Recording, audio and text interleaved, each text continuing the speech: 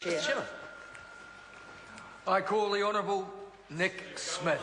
Mr. Chairman, I'm just going to cover very quickly a few points where that member was just so wrong. Number one, does this bill only cover Auckland? Of course not. Anybody who'd read it, and members of the Select Committee, know that other districts and regions can be added. Number two, the member says this government's done nothing of substance to help housing affordability. Well, let me give you an issue of substance. When we came to government, interest rates were 9%.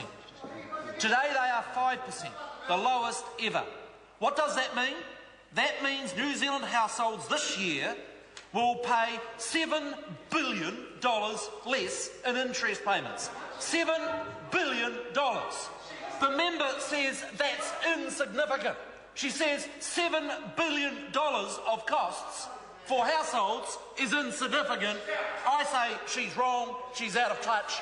And what worries me, if you've got three contestants for the Labour leadership going down the track of spending money wildly that will only drive interest rates back up again. But, Mr. Speaker, this was the funniest point I found in the contributions from the opposition. Some have said this bill is draconian. Others have said, and the member says that's right, and others have said it's tinkering. Well, can a bill really be draconian in one breath and tinkering in the next? Perhaps they're arguing it's draconian tinkering.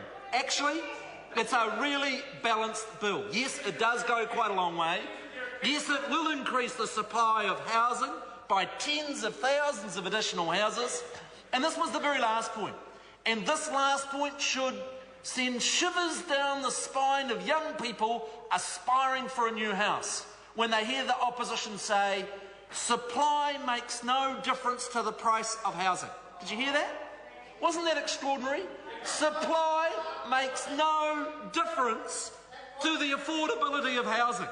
If that's really the opposition's point, they know absolutely nothing about how markets operate.